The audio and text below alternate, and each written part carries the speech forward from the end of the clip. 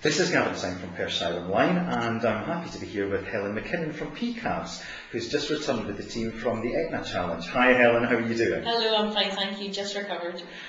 Let's just discuss a few things about the successful challenge, which you arrived back from on Sunday evening. Helen, choose 3 words to sum up the expedition. Ooh, 3 words for a woman of many words, that's a challenge. Okay, first one would be quite simply awesome. It was just the most awesome thing I've ever seen. To see an active volcano so close to us, erupting ash right in front of us, to be so close you could smell the sulphur and you could see this incredible terrain that looked positively lunar at times. It was just the most awesome thing, and I've never been so aware of the power of Mother Nature before. Word number 2? Word number 2 would be challenging. It was a challenge. It was set to push us out of our comfort zones, to challenge us physically and mentally, and it certainly did that. It was tough going at times. And word 3? Word 3 would have to be emotional. The whole experience evoked so many different emotions. From achieving this goal after months of training, to seeing Etna in the flesh, to I suppose to achieving our fundraising target, to raising what we'd set out to raise, and knowing that all of the money is going back to help people in Perth and Kinross through PKAVS. It brought a lot of tears. It was an emotional time. Fantastic. And on that subject, Helen, the Etna Challenge was for PKAVS funds. From a commercial perspective, how successful has the fundraising been for you? Well, we set out in January this year. This is our first ever charity trek. It was our most ambitious campaign. It was our longest running campaign, and we set a target of £20,000. So there were a few unknowns about it, but I'm really proud to say that we've reached our fundraising target. Literally on the week that we went away to do the trek, there was a last push of people giving, and we couldn't have done it without the support of all the people in the community who stepped forward and made pledges to help us. Fantastic. And back to Sicily, how did the team bond during the project? Because there can be many challenges. That's a really interesting one, because my preconceptions of how we were going to bond are just so entirely different to the reality. I mean, you take 12 people who are very different, from different backgrounds, different personalities, you put them in an environment where they're out of their normal routine, they're physically having to live very close to each other, kind of sleeping right beside each other all the time, we're tired, we're physically and emotionally exhausted. And to be honest, I thought I'd be sitting here with some pretty feisty stories about team building gone wrong, but not in the slightest. They were incredible. We just were supportive from the outset. We bonded.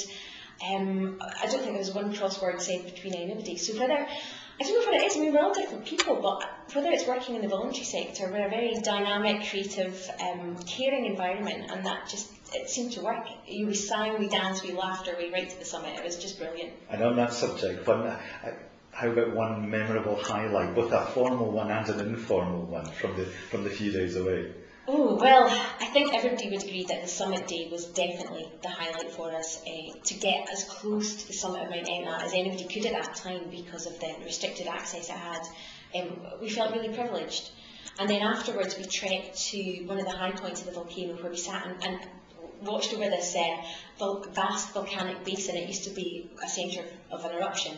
And it was for the first time in 4 days we were all quiet. We all kind of sat on our own. We sat on our rocks eating our lunch. We were tired, but we'd just achieved this amazing thing. And we became really quite reflective, I suppose. People were thinking about families back home. There were tears. One lady had brought a couple of letters that her daughters had written for her and said, Mum, don't open till you get to the top. It was just a really poignant time. I think everybody will remember that. And the informal one? Oh, actually that afternoon we had the most hilarious journey back down off the volcano. When we reached this high point, the only way down was to cross these giant ash slopes. If you imagine sand dunes, it's kind of bigger than I've ever seen, but made of fine grey ash and very soft, but stretching for probably about a kilometre in height and as far as the eye could see. Now, to trek down these would have taken us hours, I'd imagine. So our guides kind of stopped us and said, right, you need to trust us here, because we're going to tell you the only way to get down these slopes, and that is firstly to trust that you're not going to tumble to your death. If you fall, the sand is going to stop you, it's so soft. And secondly, just pack up your trekking poles and just run as fast as you can. And it was the most exhilarating thing we've ever done. The documentary footage is going to be hilarious, because we ended up head over heels, head to toe in sand. It was just brilliant. And on a more serious note, any time during the project, either during the challenge itself or maybe in the planning for it, where you kind of took a step back and went, gee, the challenge is too challenging, this ain't going to happen, it's too much against us? Well, do you know, I think in the run-up to it, we just kept the momentum going. Everything seemed to be working quite well. Our training, our fundraising was going well.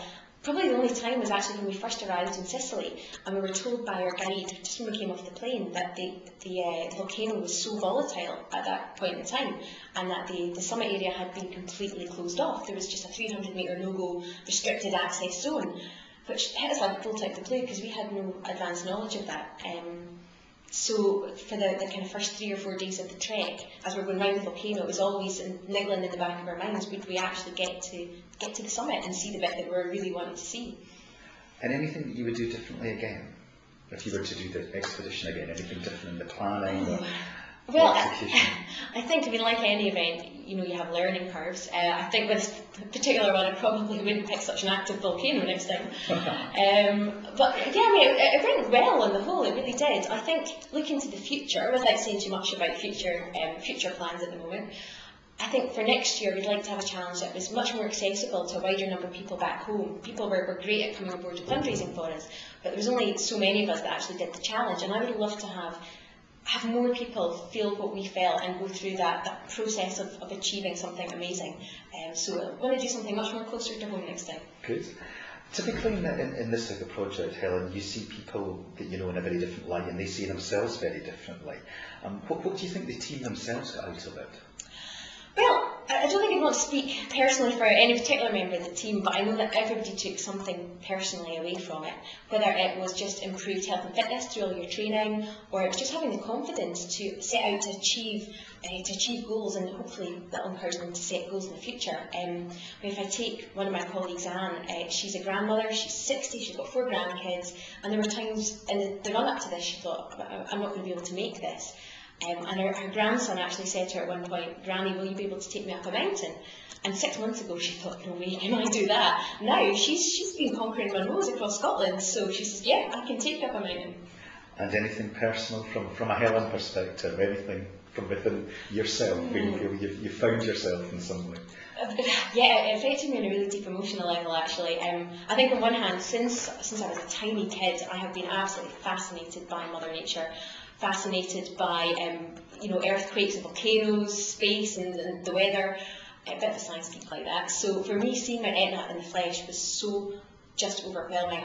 We reached the summit point and I just burst into tears. It's all caught on camera. Yeah, I was very emotional. It's also made me quite reflective about myself. I pushed myself out of my comfort zone. I'm by no means a high maintenance girl, but at the same time, I'm not an outdoors girl at all. In 30 years, I've never been outside camping. So here I was, sleeping under the stars, on a live volcano, with no hair straighteners, no toilets, no makeup. Well, I did take a bit of makeup, wee bit of makeup. But it just took everything back to basics, and you got rid of all the material rubbish that you fill your life with, and it was very memorable.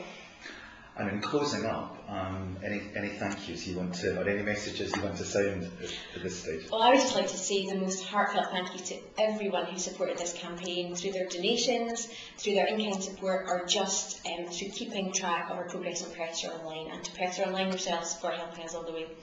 Well, thank you for your time, Helen, and once again, congratulations to you and the team. Thank you very much.